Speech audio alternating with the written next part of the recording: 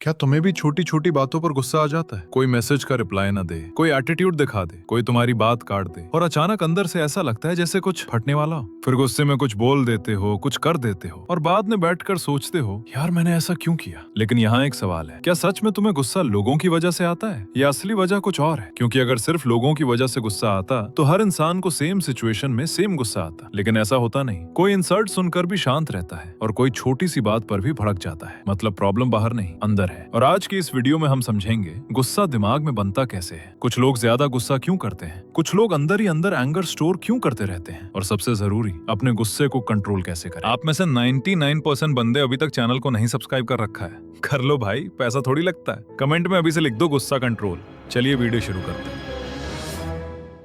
सबसे पहले एक चीज समझ लो, गुस्सा अचानक नहीं आता, गुस्सा धीरे धीरे बनता है। देखो, तुम्हारे दिमाग के अंदर पहले से एक एक्सपेक्टेशन बनी होती है कि लोग तुम्हारे साथ कैसे बिहेव करेंगे, कैसे बात करेंगे, कितनी रिस्पेक्ट देंगे और तुम्हारी वैल्यू करेंगे। लेकिन जिस मोमेंट रियलिटी उस एक्सपेक्टेशन के ऑपोजिट चलती है, वहीं से सिस्टम स्टार्ट हो जाता है। पहले इरिटेशन होती है, फिर फ्रस्ट्रेशन और धीरे धीरे वही एंगर बन जाता है। एग्जाम्पल के लिए मान लो तुमने किसी के लिए बहुत कुछ किया, उसकी हेल्प की, उसके लिए टाइम निकाला, सपोर्ट किया, लेकिन जब तुम्हें जरूरत पड़ी तो सामने वाले ने तुम्हारी वैल्यू ही नहीं की। अब यहाँ असल दर्द उसका बिहेवियर नहीं होता, दर्द इस बात का होता है कि मैंने इतना सब किया फिर भी मुझे ये मिला, या फिर मैं इससे बेटर डिजर्व करता था। और जिस मोमेंट एक्सपेक्टेशन रियलिटी से टकराती है, वहीं फ्रस्ट्रेशन पैदा होती है और धीरे धीरे वही गुस्से में बदल जाती है। लेकिन हर बार गुस्सा सिर्फ एक्सपेक्टेशन टूटने की वजह से नहीं आता। कभी कभी गुस्सा तब भी आता है जब तुम्हें लगता है कि तुम्हारे साथ गलत हुआ है, जैसे किसी ने तुम्हें उस चीज के लिए ब्लेम कर दिया जो तुमने की ही नहीं। उस मोमेंट सिर्फ ब्लेम बुरा नहीं लगता, अंदर से लगता है मेरे साथ अनफेयर हो रहा है, और वही फीलिंग धीरे धीरे एंगर में कन्वर्ट होने लगती है।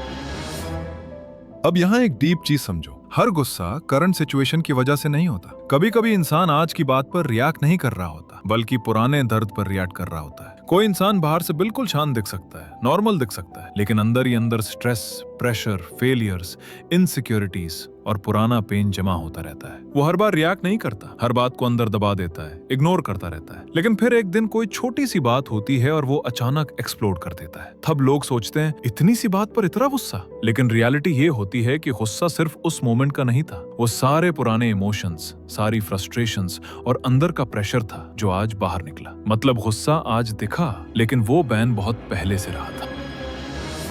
अब थोड़ा ब्रेन को समझो। तुम्हारे दिमाग के अंदर एक सिस्टम होता है जिसका काम होता है डेंजर डिटेक्ट करना। पुराने टाइम में सिस्टम इंसान को जानवरों, अटैक्स और जंगल के डेंजर से बचाता था। लेकिन प्रॉब्लम यह है कि आज भी दिमाग ऑलमोस्ट उसी पुराने सॉफ्टवेयर पर काम करता है, बस डेंजर बदल गए हैं। आज इंसल्ट, इग्नोर होना, डिसरिस्पेक्ट और रिजेक्शन नए डेंजर बन गए हैं, और दिमाग इन सबको भी लगभग उतनी ही सीरियसनेस से ट्रीट करता है। इसलिए जैसे ही तुम्हें डिसरिस्पेक्ट फील होती है, बॉडी रिएक्ट करना स्टार्ट कर देती है, हार्ट बीट बढ़ने लगती है, बॉडी अलर्ट मोड में चली जाती है और लॉजिकल थिंकिंग धीरे धीरे वीक होने लगती है। और यही रीजन है कि गुस्से में इंसान वो बोल देता है जो नॉर्मली कभी नहीं बोलता। कोई रिलेशनशिप तोड़ देता है, कोई गाली दे देता है और कोई एक सेकंड के इमोशन में लाइफ चेंजिंग मिस्टेक कर देता है, और बाद में बैठकर सोचता है मैंने ऐसा क्यों किया, क्योंकि उस वक्त डिसीजन तुम नहीं ले रहे होते, तुम्हारा ट्रिगर्ड इमोशनल सिस्टम कंट्रोल में होता।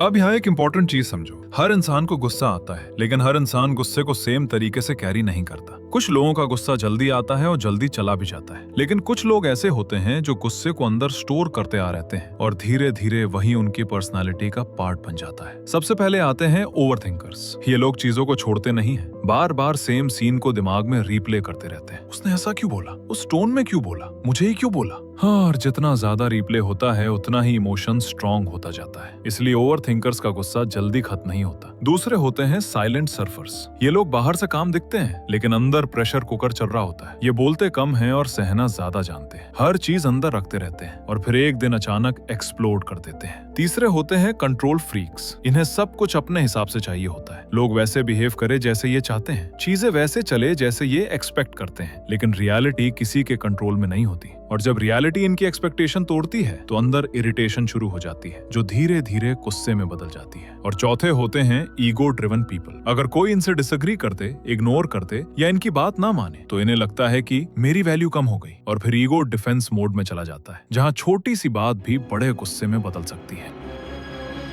अब तक तुम समझ चुके हो कि गुस्सा आता क्यों है, दिमाग में बनता कैसे है और कौन लोग गुस्से को सबसे ज्यादा कैरी करते हैं। अब सबसे इंपॉर्टेंट क्वेश्चन, रियल लाइफ में गुस्से को कंट्रोल कैसे करे? रूल नंबर 1, तुरंत रिएक्ट मत करो। गुस्से का पहला रिएक्शन ऑलमोस्ट हमेशा इमोशनल होता है, लॉजिकल नहीं। उस वक्त तुम्हारा ईगो जीतना चाहता है, खुद को सही प्रूव करना चाहता है और सामने वाले को हराना चाहता है। लेकिन याद रखना, गुस्सा टेम्पररी होता है, लेकिन गुस्से में बोले गए वर्ड्स परमानेंट मेमोरी बन जाते हैं। इसलिए गुस्से के टाइम तुरंत रिप्लाई मत दो, तुरंत डिसीजन मत लो। रूल नंबर 2, अपने ट्रिगर को पहचानो। ज्यादातर लोग सिर्फ इतना जानते हैं कि मुझे गुस्सा आया, लेकिन इमोशनली स्मार्ट लोग ये समझने की कोशिश करते हैं कि मुझे ट्रिगर किसने किया, इग्नोर होने ने, डिसरिस्पेक्ट ने, रिजेक्शन ने या कंट्रोल लूज करने ने। क्योंकि जिस मोमेंट तुम ट्रिगर समझ लेते हो, उसी मोमेंट कंट्रोल शुरू हो जाता है। रूल नंबर 3, डिस्टेंस लो। गुस्से के टाइम वहां से हट जाना वीकनेस नहीं होता, सेल्फ कंट्रोल होता है। क्योंकि वही एनवायरनमेंट, वही इंसान और वही कॉन्वर्सेशन गुस्से को और फ्यूल देती है। इसीलिए कभी कभी चुप रहना, थोड़ी देर दूर हो जाना और सिचुएशन को पॉज कर देना सबसे मैच्योर रिएक्शन होता है। और रूल नंबर 4, अपनी मेंटल स्टोरी चेक करो। मान लो किसी ने रिप्लाई लेट दिया, एक इंसान सोचेगा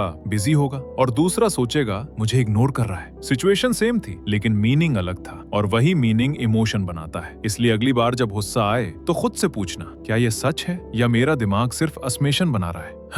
क्योंकि कई बार प्रॉब्लम सिचुएशन नहीं होती, हमारी मेंटल स्टोरी होती। याद रखना, गुस्सा तुम्हारा दुश्मन नहीं है, लेकिन अनकंट्रोल गुस्सा तुम्हारी रिलेशनशिप्स, तुम्हारी रिस्पेक्ट और कभी कभी तुम्हारी पूरी लाइफ को डैमेज कर सकता है। क्योंकि 1 सेकंड का गुस्सा कभी कभी सालों का रिग्रेट दे जाता है। इसलिए अगली बार जब गुस्सा आए तो सिर्फ अपना रिएक्शन मत देखना, अपना ट्रिगर देखना। खुद से पूछना, मुझे असल में गुस्सा किस बात का आ रहा है? क्योंकि जिस दिन तुमने अपने ट्रिगर को समझ लिया, उस दिन तुमने खुद पर कंट्रोल करना स्टार्ट कर दिया। और याद रखना, स्ट्रॉन्ग वो नहीं होता जिसे गुस्सा नहीं आता, स्ट्रॉन्ग वो होता है जो गुस्से के बाद भी खुद को कंट्रोल कर लेता है। अगर वीडियो यूजफुल लगी हो और ऐसी साइकोलॉजी और सेल्फ इंप्रूवमेंट वीडियोस देखना चाहते हो तो चैनल को सब्सक्राइब कर लेना, क्योंकि आगे और भी ऐसे कॉन्सेप्ट्स आने वाले हैं जो शायद तुम्हारी सोच बदल दें।